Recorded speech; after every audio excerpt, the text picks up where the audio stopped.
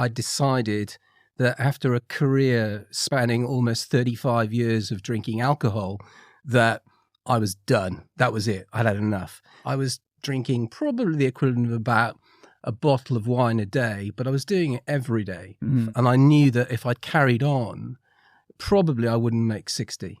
I worked out that I was drinking almost 1 litre of pure alcohol a week. Alcohol and any kind of addiction kind of strips you of purpose. You're really passionate about that, aren't you, in recovery, about finding your purpose again? Nietzsche said, he who has a why to live for can bear almost any how. That's so powerful, because once you've got that why and you know who you are, anything's possible. For me, my why was my children, my wife, and just being there. I wanted to live. I wanted to live to see my grandchildren. I suppose it evolved over time because your purpose evolves. And it became, after a few months of stopping drinking, I wanted to spread the secret that I found. Because I tried for many, many years to understand the secret to alcohol-free living, but I never really got there. Right. And then when I did, it's not something you want to keep to yourself.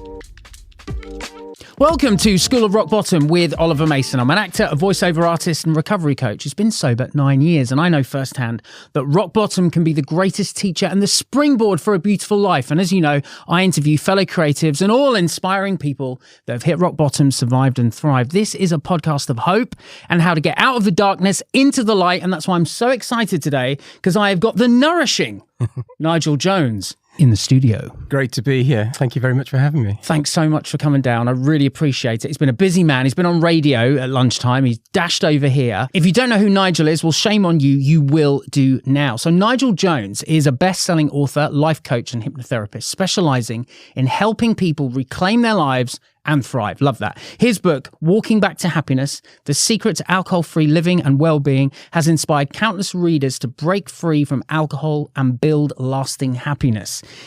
In this powerful episode, Nigel is going to share the practical strategies behind his success, from harnessing positive psychology to mastering NLP. I'm not going to dare say that. I'm just going to say NLP, and we can get into that later. Get ready for a conversation that will challenge your limits, ignite change, and show how to rewrite your story for a brighter future. Yeah, do stick around. We're going to be diving into all of that and so much more. Nigel, I think you know how I'm going to start the pod. Maybe with the hardest question, potentially not. We're going to start with your rock bottom moment of your choosing, but definitely from there, we're going to get into the positivity, the happiness and the light, which I know what you're all about. Well, thanks very much for that great introduction, and it's great to be here. Rock bottom for me happened in December 2020. In fact, it was on December the 8th, 2020, which is just over 4 years ago. I was in my early 50s, and I decided that after a career spanning almost 35 years of drinking alcohol, that I was done. That was it. I'd had enough. I was not sort of in a hospital ward or anything really bad physically happening to me, but I just had enough. And I knew that if I'd carried on, probably I wouldn't make 60. Because the reality is, drinking is poison, and I was drinking probably the equivalent of about a bottle of wine a day, but I was doing it every day. And when you get to early 50s, you just can't cope with that. And there was lots of things happening, like panic attacks were starting to kick in. I was massively overweight, probably 4 or 5 stone overweight. And sleepless nights, anxiety, there was an endless list of rubbish. And for me, that was the rock bottom. So that's what it starts. It starts December the 8th, 2020. Well, huge congratulations on your sobriety, and also huge congratulations on all the work you've done in this space since then, because you've been really passionate about helping others, getting this book out. I know you do a lot for Alcohol Change and lots of other charities and different things. How would you describe your drinking? I mean, I think, the way it came across to me reading the book was it did get really quite severe at the end. But I think there was a period of time where you refer to it as sort of grey area drinking. Would that be accurate? I guess I'm asking the question so that anyone listening or watching can kind of see where they might fit into your journey. How would you describe your drinking if you had to kind of put it in a box? Yeah, sure. I don't think you can put drinking in a box for one. So is my honest answer to it. I think everyone is different. So a glass of wine to one person might be like just a starter to another. Yeah. So everybody's body's different. Everybody's mind's different. For me, the volume that I was drinking towards the end was, like I say, about a bottle of wine a day, probably a bit more on the weekends. And then interspersed with that was the odd pint here and there and maybe like a scotch or two. So I worked out that I was drinking almost 1 litre of pure alcohol a week. Wow. And I think this is a really, really good measure because the first chapter that I wrote in my book, and I didn't even think of it as a book when I wrote this down. I was just writing down how much neat alcohol I was drinking. And I worked this out. Like if you add up the ABVs of like wine and spirits and beer, you can work out exactly how much neat alcohol is in a bottle of wine. So, for example, in a 75 cl bottle of wine, we say a Chablis or something, which is 12.5%, you've got about 8 or 9 milliliters of pure alcohol. So, if you drink 10 of those, you've got a whole litre of alcohol which you're drinking. Yeah, wow. So and that's dangerous stuff. Like one mouthful of neat alcohol will make you go blind. Yeah. If you drank a half pint of neat alcohol straight down, a lot of people would die. Yeah. Or they'd be hospitalized at least. And so when you start putting it into those terms and make the box of drinking like how much neat alcohol or pure alcohol you're drinking, you soon wake up because over a year, that's 52 litres in my case. That's like a bath full of poison that I was pouring down my neck. And you ask yourself, or I asked myself, who on earth would do that? And the answer was me. I was doing that. And that was a real wake-up call for me. That was one of the I'm done's, when I realized that, when I actually looked at the facts behind alcohol. It's really, really important. Yeah, it's scary. And in my book, there's something, I call this the alcoholometer, which is a measure of how much neat booze you're pouring down your neck. And, just one glass of wine a day, every day for a year, means you are drinking something like 11 litres of neat alcohol. Wow. A nightcap, like a double, say, 5 ml of whiskey or whatever it is you have for your nightcap. That's almost 7 litres of pure alcohol a year. Wow. And one pint of beer a day gives you a 5% ABV. So I'll say like a Stella or a Kronenberg. You are drinking the equivalent of about 10 litres of pure alcohol a year. Crikey. Now, when you look at it like that, right, if I put 10 litres of alcohol on the table, well, one, you'd be dead if you drank it in one go. Well, you just wouldn't even be able to get to it. You'd be killed. But you just wouldn't do it. It'd be like putting a 10 litres of bleach on the table. You just say, I'm not drinking that. Yeah. And the reality is, once you get that, once you really cut through all the misbeliefs and the rubbish we believe about booze, it becomes very, very easy to stop. Yeah. Yeah. I think it's such an important message. And I really agree that, I did a lot of that when I was relapsing and trying to, stay stopped from alcohol. I'd go into a meeting or I'd go into a therapy room or I'd meet someone else in recovery. And I'd want to know how much they drink, what days of the week, can I have a hair follicle? Can I have a blood sample? Like anything to kind of compare myself to this other person. And then I'd sort of imagine a sort of Premier League table of the amount that people were drinking. And then I'd sort of position myself somewhere. And if I wasn't like in the Champions League spots, in the top 4, I'm going to carry on. And then there was always a guy on a park bench that was worse off. And the whole time, and you talk about this a lot in your book as well, when you're kind of projecting onto other people about what they're drinking, it's not about them. It's about you. And I think that's a really important message. Yeah. There's a lot that we've got in common as well. One thing that I love about your whole outlook on recovery is how positive you are and the benefits. I mean, you're a great person to ask this. What have been the benefits for you getting sober? Huge question, I know. Well, I mean, it's just the answer's endless. I mean, where do you start on that? I mean, you can just go. Really, you can split the answers into 3 areas. They're mental well-being, physical well-being, and spiritual well-being. I mean, it just affects every part of your life. So I think let's start with mental health, mental well-being. I'm more present now than I've ever been. Yeah. And that is one thing stopping drinking does for you. I mean, it takes away the fact that you like to leave the present moment and go somewhere else. Because let's face it, if you drink, you numb yourself and you go away from the present moment. So you are escaping to somewhere else, which is not here and now. So by stopping drinking, you're pretty much staying in the present moment. And I think that in its simplest form, stopping drinking improves the amount of time you spend in the now.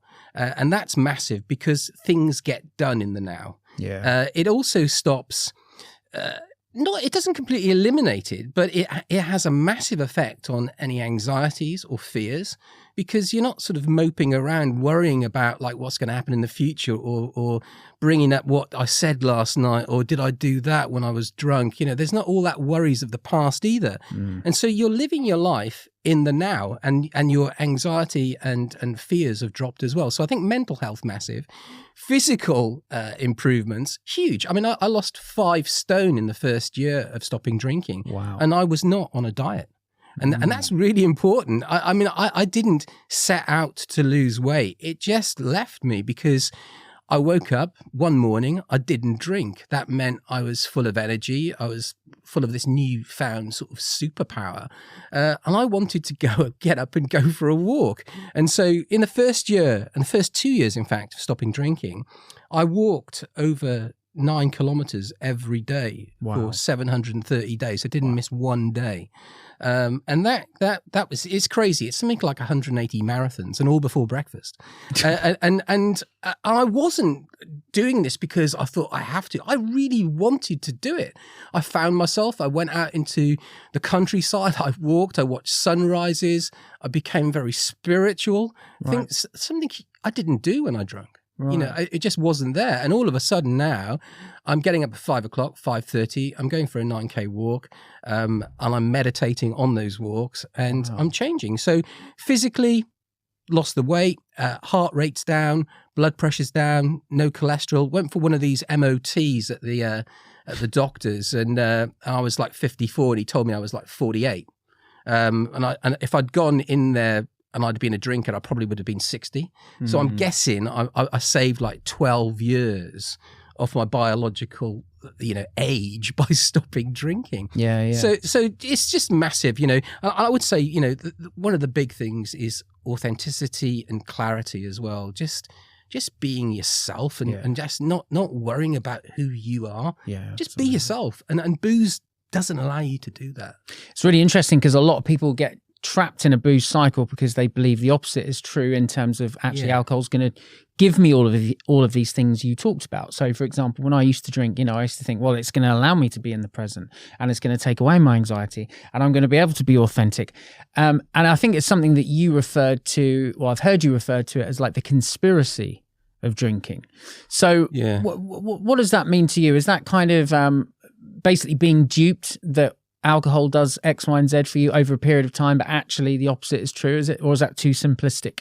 I just wrote down when you were saying that, saying that I heard I can't remember who said it, but it was alcohol promises what sobriety delivers. And when I heard that, I just absolutely I love that. I loved it. And it's so true that we're in a system whereby we're getting multiple messages on all sorts of platforms every day that this poison is good for you. It's basically dressed up and sweetened poison. And we're made to believe that we can't have fun without it. We can't have a great night's sleep without it. We won't be sociable animals without it, and it's crazy really, because the opposite is true. Yeah. And when I got into this and I unpacked the lies that were around it, you soon see that the beliefs that you have about booze just come crashing down. And there's I went on a couple of Tony Robbins courses, and I really like Tony Robbins and what he stands for. Yeah, me too. And he basically has this great process which is called the table process, whereby you think of a limiting belief or a belief that you have as a bit like a tabletop. Yeah. And let's just put in perspective what beliefs are. That they are assumptions that we hold to be true. That they're not necessarily true. We just hold them to be true. So let's say this tabletop is, I can't have fun without a drink inside me, right? What you have to do is you say, well, that table is held up by some legs, and those legs are the facts that support it. So let's look at the facts of I can't have fun without drinking. Is that true? Just ask yourself, is it true? And the answer is no, it's not. Have you ever had fun in your life when you've not been drinking? Yes, I have. Yeah. And immediately you can take that one leg off the table and you ask yourself the facts around what hold that belief up. And as soon as you take a couple of legs off the table, what happens to the table? Bang, it comes crashing down on the floor. And you can use exactly the same principle to build the new beliefs by putting that tabletop as alcohol is not fun. Alcohol doesn't allow you to have a great night's sleep, and put the facts under that. Build your new tables and you will build a new identity. That's absolutely brilliant. Is that one of the beliefs then that you had? What were the biggest beliefs that you had to break down, do you think? Do you know what? In the back of my mind, if I'm really, really honest, I always knew that alcohol was not fun.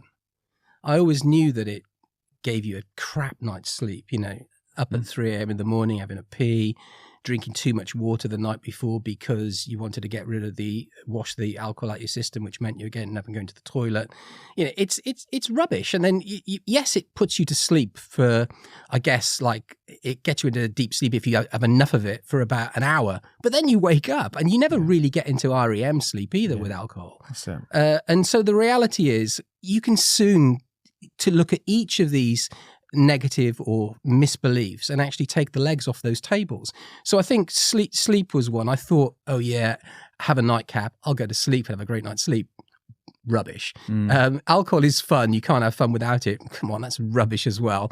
You won't get on in your job because you won't get promoted to the board if you drink too much alcohol. Or sorry, you need to drink alcohol to do it because you need to be at parties with the directors to actually get in the club. That's absolute rubbish. It is absolute rubbish. And these are the things that we tell ourselves.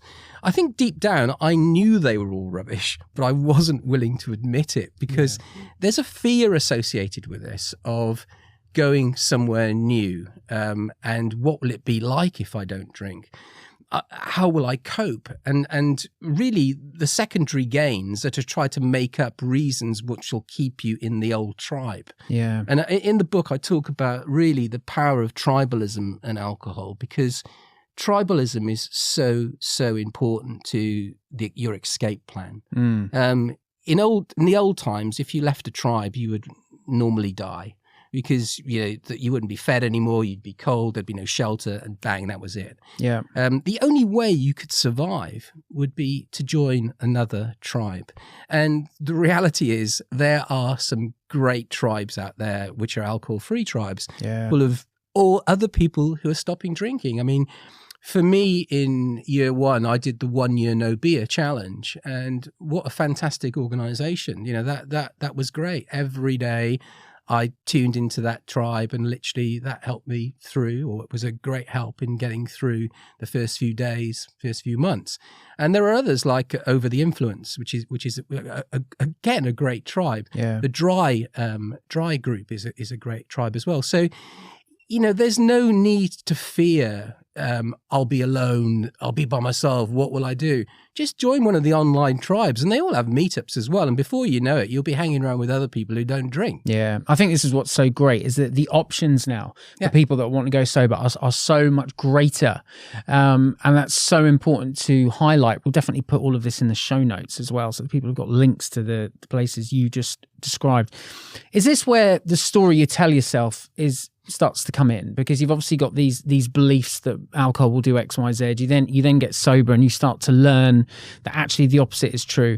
But that story that you tell yourself, particularly in that pivotal moment where you decide, for me, I had to completely 100% commit to my recovery before I was going to do it. That was the kind of drinker that I was. I was either all in or not at all. The story that I told myself started to change, and I don't want to be cheesy about it, but I remember being in rehab and almost seeing myself as like Rocky, like I was the underdog, but before I was very much the victim. I had this disease, I was ill, and if you had my set of circumstances, you would drink, a kind of victim mindset. All I could really see was death, actually, and I started to kind of almost romanticize even dying by it, if I'm honest with you. But then I got a shift, a shard of light, I like to call it, whereby I'm now a hero. I'm going to overcome this thing. Yeah. And people believe that I can't do it. Well, I'm going to show them. And, in Britain, everyone loves the underdog, and I'm going to be the underdog. How important is that, would you say, sort of in general terms? Yeah, so there's two levels to this answer. I think for me, the hero's journey, or the story of the hero's journey, is very important. And my book is all about the hero's journey. In it, I'm the hero because I go on an alcohol-free journey. But when you read it, you'll soon realize that you could be the hero as well. Yeah, it's written for other people to become their own heroes in their own journeys.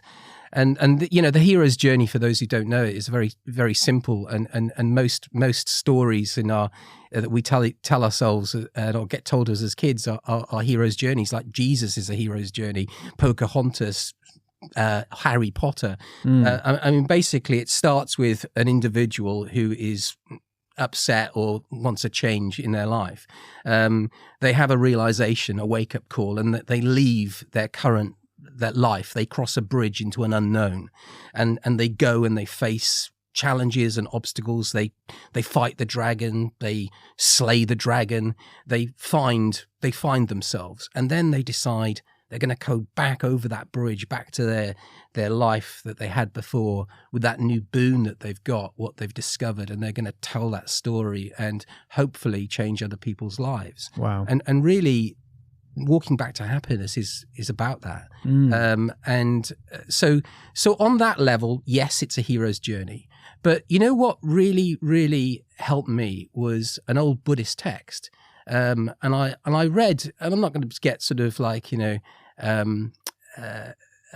almost like snobby about this, like I'm an expert on Buddhism. I read Buddhism for Dummies, or like, an introduction to Buddhism. Yeah. And it's one of the best books I'd ever read, because it just laid out on a plate, literally all how Buddhism works and all the great thoughts within it. Yeah. And there was this one thing which the Buddha said, which was, we live our lives at the tip of intention. And I started to unpack that and to understand what that meant. And very simply, if you intend to do something, like have a drink, and you do it, you basically have done the deed. And so the deed comes from an intention. And if you do that deed enough, it becomes a habit. And if that habit continues, it becomes your character. And if you follow that character, it becomes your destiny. So really what that we live our life at the tip intention of this is saying is like intention, that mere intention of deciding to have that drink, or the opposite side, I'm going to go for a run. If I go for a run every day, it'll become a habit. My character will change, and my destiny will become, I'm going to become fit. Yeah. So the intention is very, very powerful. So what I did was I said to myself, well, what's the DNA of intention? What is behind intention? And what's behind intention are your values and your beliefs. Yeah. And very simply, your values are like the compass or the direction of your heart, where it takes you, and your beliefs are the assumptions that you hold to be true about your life. And if you take on board the beliefs and values of a healthy person, who is a caring person, who wants to learn, who wants to look after their family, all the things that I wanted to do, then that's an identity change. And when you make an identity change at that level, you're making changes at a higher level within your body and your mind. It's easy to stop behaviors because your identity has changed. So for me, I said on day one that I was a non-drinker, because someone who is healthy and cares for their family and wants to live and doesn't want to feel like crap every day wants to have the identity of a non-drinker. So the reasons why I failed in the past, or those thousands of days I tried to stop drinking and think, and I've got to day 2, maybe like 300-400 times, and then rewarded myself with a drink, was because I hadn't gone through an identity change. I was still a drinker trying to become a non-drinker. Yeah. But this time I changed my identity. I literally said on day 1, and it's going to be hard, but I'm going to believe it. I am going to believe on day 1 that I am a non-drinker. So that's a game changer, because the old world way of doing this would be to look at the top of the mountain where there was a flag saying non-drinker. And then you'd set yourself like some challenge of, I'm going to get to 30 days. I'm going to do a month, and then I'm going to be a non-drinker. And the hell that you put yourself through in that 30 days to get there is just not necessary. And lots and lots of people fail doing it that way. It's very, very willpower based, and it's not an identity change. It's not a belief change. However, on day 1, if you're a non-drinker, where are you? You're on top of the mountain, right? You don't have to struggle to get up there. You just have to stay there. But when you're on top of the mountain, you can see around you how great it is, and you can literally plan out your new journey of where you're going to go. Yeah, if you fall down a little bit, you could just get back and walk up a few steps and get back on top, because you're close to the top. And that's a real massive difference in the mindset of how you stop drinking, because after a month, it really, really does set in that you are 100% a non-drinker. Yeah. You never really believe it 100% on day 1, because it's such a big change to make, because for me, I was changing a habit of 35 years and just stopping it like that. And so I was 95% there because I really wanted to do it. Yeah. I knew the 5% was there. But that was great as well, because I knew I was going to get the voices. I knew I was going to get the cravings. And therefore, if you know about them, they're easier to deal with. Absolutely. I often say to people in rehab, because I wasn't told this when I left rehab, that actually it's quite normal to get intrusive thoughts or cravings. I'm a little bit funny about the word craving. I've explained that on another podcast. I won't bore you with it now. But the intrusive thoughts that, is very, very normal. That's going to happen. And actually, if you're aware that it's part of the course, then it's not as scary. Some people literally relapse because they're like, well, I've been to rehab and I've had these intrusive thoughts to drink again, and therefore I'm doing recovery wrong. But actually, that's, like you say, it's part of what's going to happen. Yes. You mentioned the word willpower, because I think it's a word that gets a little bit of a bad rap in the recovery community. And I think you've got a really nice nuanced view of it, because I think on one hand, you're saying it's important, but on the other hand, you're saying it's not the whole solution, which is how I look at it. Just quickly, I wonder if we could just dive in a little bit to the word willpower.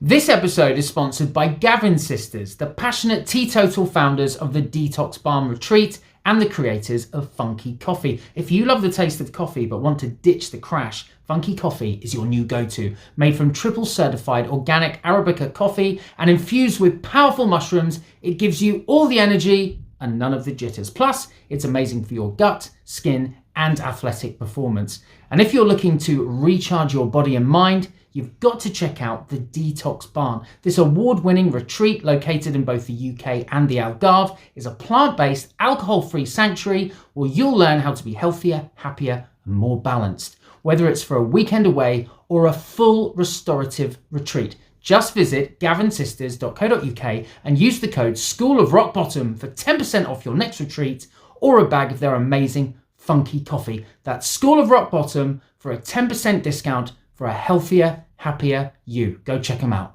I mean, you need willpower, of course. You need willpower for everything. You wouldn't live without it. You got to have the will to do something. Yeah. I've got to have the will to get up and go for a walk. I've got to have the will to pick this glass of water up and drink it. So it's important. But it just directs you. For me, it directs you. The big change, or the big powerful thing that you have to do, is actually change your beliefs. And I can talk about how you can do that. I mean, literally, as soon as I got into this, I started reading so much literature on how to change your beliefs and how to change your values. And for me, the interesting thing is that we are born with these brains, which are probably.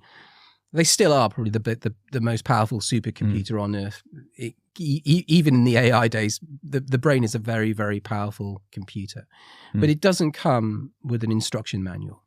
And so the closest you can get to that instruction manual is Neuro-Linguistic Programming, or NLP, which is probably a 50-year-old science, or psychological science, or brain science.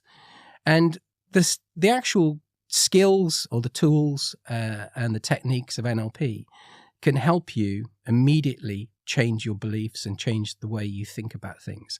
And that, coupled with hypnotherapy, where you can talk to your subconscious mind where all this happens, is a real powerful pairing. Wow. Do people often pair them, or can you do one without the other? You can do one without the other, but it's great to pair them. NLP tools are used a lot within hypnotherapy. Yeah. So if I can maybe explain, take a step back and do a little bit of an explanation about what hypnotherapy is and what and how the subconscious mind works, is if you think of the way your brain works at the moment, the brain works in cycles. And so when we're wide awake, it works between like 14 to 30 cycles per second. And that's like what we are now. So we're awake, we're conscious. And what's in control is our conscious mind. So when you get down to the next level, when you're sort of almost like, say, you're in a mindfulness meditation type setting, you lower that to between 8 and 14 cycles per second.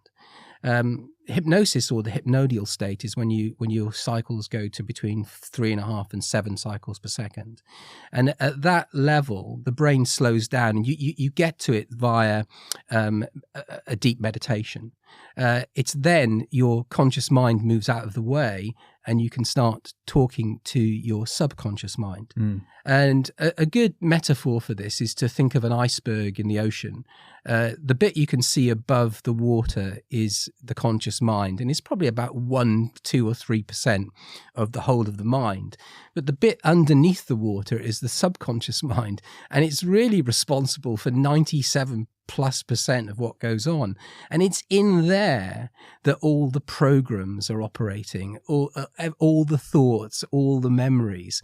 And the bit at the top, the conscious mind, is sort of acting as a gatekeeper to what goes through in there and is stored. So if you can get the bit at the top out of the way, almost like the bouncer on the door or the gatekeeper, and you can get into the subconscious mind, you can start telling yourself how to change the programs that run your life. Sorry to interrupt. Is that the bit where it gets tricky? Because I've heard some people say that some people can't be hypnotized. Is that the point where you wouldn't be able to open the door? I guess that's one criticism I've heard from people in the past around hypnotherapy, and you'd be a great person to ask. Yeah, is that I remember I've got lots of friends that have tried it with amazing results, but I've also got a couple of friends who are like, "Oh yeah, I was told by the hypnotherapist that I can't be hypnotized." Have you heard that before? That some brains can't be, or is that a bit of a myth? Or it's very, very rare, right? I mean, I would say it's over 99.9% people can be hypnotized. Right. I mean, it's all down to whether you want to be or not.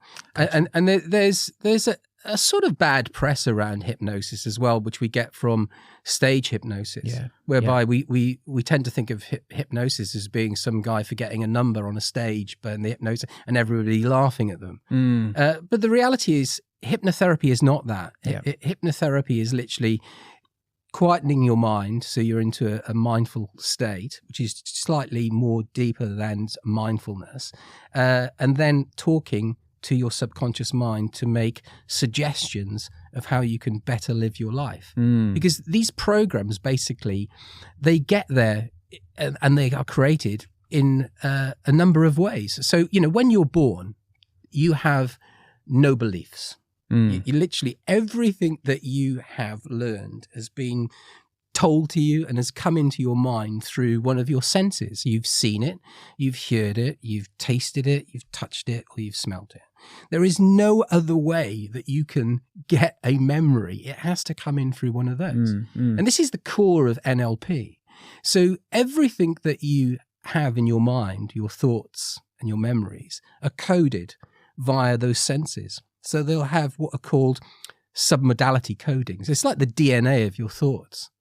And so I'll give an example that if you say want to make chocolate cake, you need ingredients like chocolate, sugar, butter, some eggs, and etc. Yeah. And if I took the chocolate out, I could only make cake. And if I took the flour out or the butter out, I wouldn't even be able to make cake. So in your subconscious mind, your thoughts are coded very similar to the way a cake is coded. It has ingredients.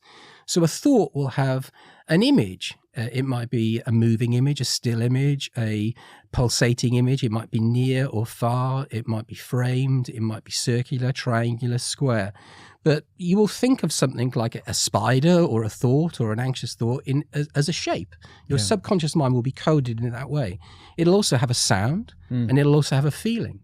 And what we do with NLP and hypnosis is we help the client basically change the ingredients that are making up that thought. Gotcha. So if you can take out the circle, or you can turn the volume down, or you can get that feeling out and just banish it from your body, then that thought won't exist anymore. So is it a little bit like, I'm very, very scared of rats, but I love squirrels? Yeah.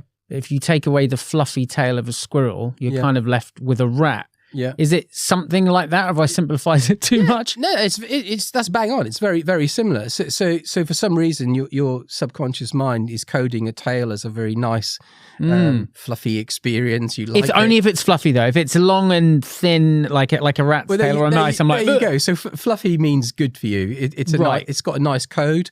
As soon as you take fluffy out of the code, you've got rat. Yeah. And so that for example would tell me as your hypnotherapist a lot about the way you're thinking. And I'm curious, what would you deduce from that? Well, we'd have to go into a session. I can't just tell you straight away like that. But basically, so for example, if you wanted to sort of not like chocolate anymore, you'll be thinking about chocolate in certain ways. So I'd ask you to think of chocolate and think of what shape it means, what sound it has. So some people might say purple or brown or round or square. You know, thinking of chocolate chunky, it's brown, purple Cadbury's. You know, they'll have, or it's smooth, or it's, you know, they'll have like feelings and sounds and shapes that they associate with chocolate. Yeah. So then we'd break that state, and then I'd ask you to think of, say, a food that you don't like. And that might be, I don't know, something similar. Like, say it was, you're a vegetarian, and they say it's chicken. Yeah. And say it's rancid chicken. It's gone off. It's a week old. It stinks. And tell me what the actual shapes or sounds that are associated with that. And you might say, oh, it's really pungent. It's got a loud, screechy noise. It's close. It's nearby. It's sort of, it's green. It's moldy. It's orange. So I'd know that you associate horrible things with that code. Right. So if I wanted to actually help you stop eating chocolate for a while, I'd get you to now rethink of the chocolate. But in a trance, talking to your subconscious mind, I would replace the code with the code of rancid chicken. Wow. So literally, and then when you come out of the trance and you have a piece of chocolate in front of you, you'll actually won't be able to eat it. Wow. You'll think it's like, oh my God, it'll make you feel like it's rancid chicken. Yeah, yeah. I mean, that's just a very simple explanation, but that's the core of what you can do with hypnotherapy, and you can help a client actually start thinking about things like alcohol in a different way. One thing I've noticed working in lots of different private rehabs is that I'm yet to see a hypnotherapist in a private rehab anywhere. I'm sure that will change, but I'm aware of there being NLP practitioners in rehab. So I just wondered, is there a reason you think that is the case? I'm not sure the reason, but I'm certainly going to be promoting hypnotherapy in helping people with addictions and habit change, because it's such a powerful thing.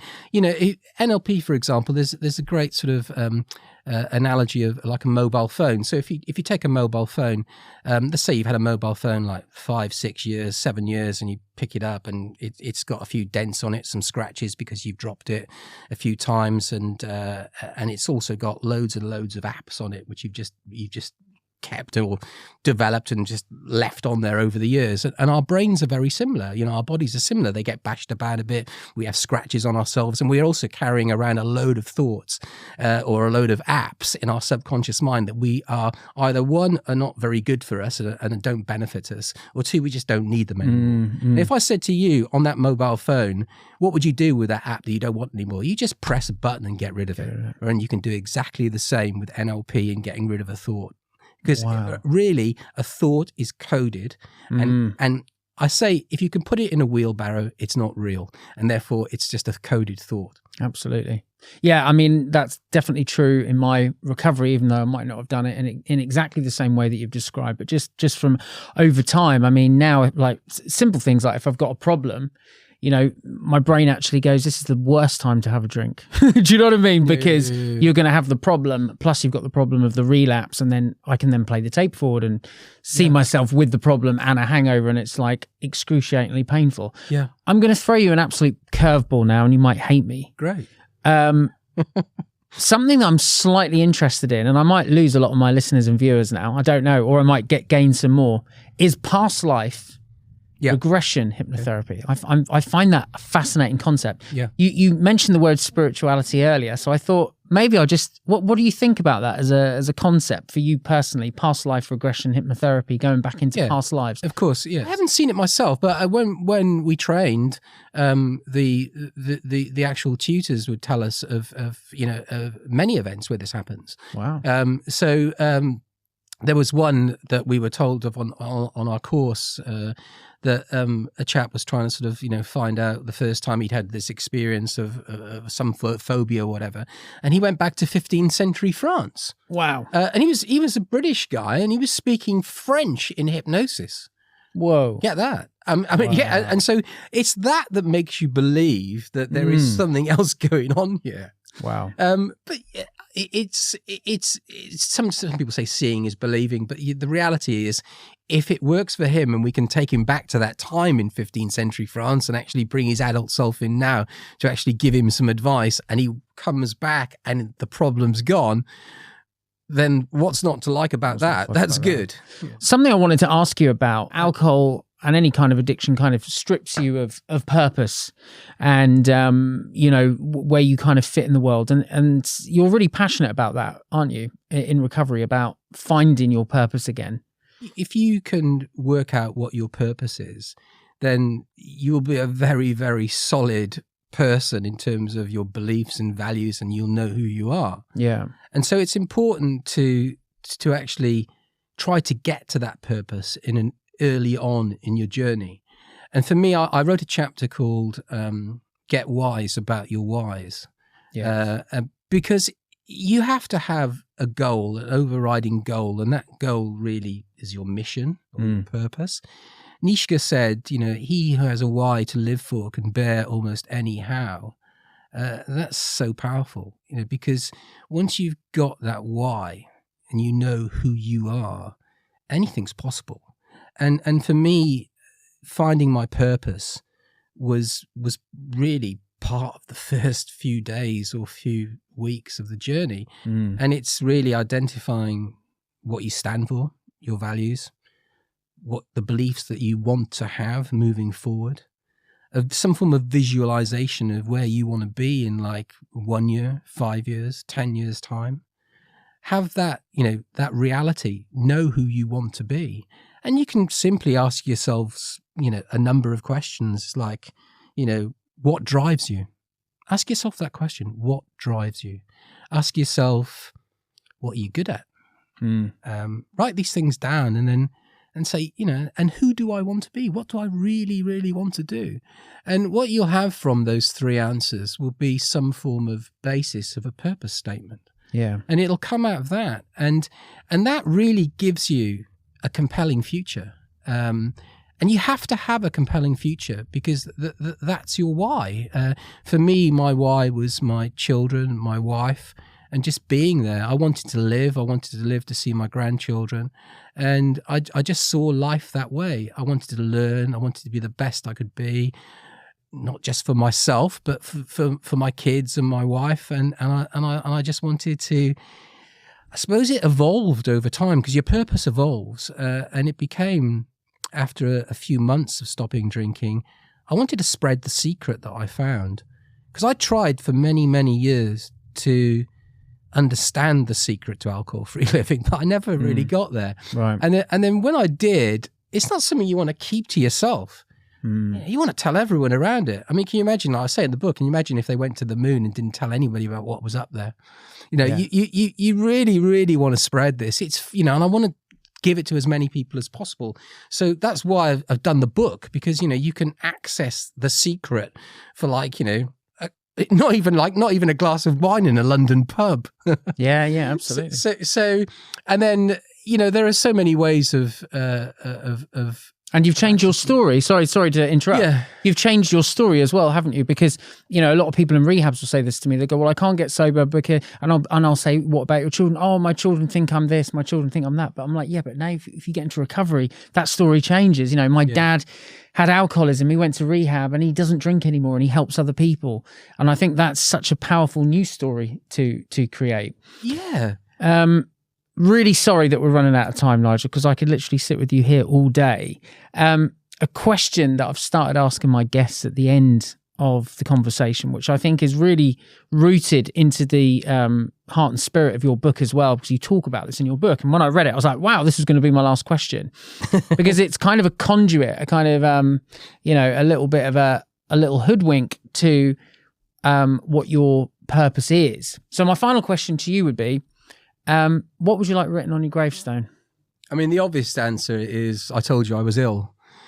Spike Milligan. Which is Spike Milligan, so he's already said that. So, but I think this is a really important question because it's about, you know, how you want to be remembered, and I think for me, this sort of second life that I have now, because I've learned the skills to actually change my beliefs and change my identity and who I am, is based on that. It's going to be my mission in life was to help others and to learn and care for the ones I love. And it really doesn't get any more detailed than that. I mean, it's like caring for the ones I love and helping as many people as possible, you know, live their best lives. What a brilliant thing to have on your gravestone, which I hope won't happen for a very, very long time. And with your positivity and all that you're doing, I think it will be a very, very long time. Nigel, thank you so much for coming down today.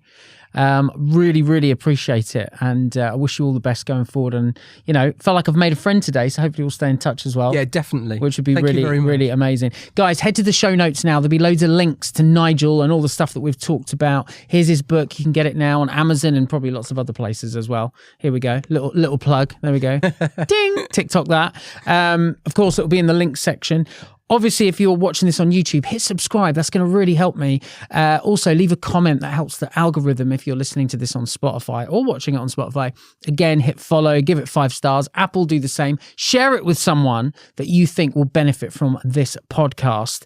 Now, I haven't let you down yet, and I've always made this promise, and I will definitely follow through on it. I will see you in 2 weeks' time. Until then, look after yourself, and thanks for watching or listening.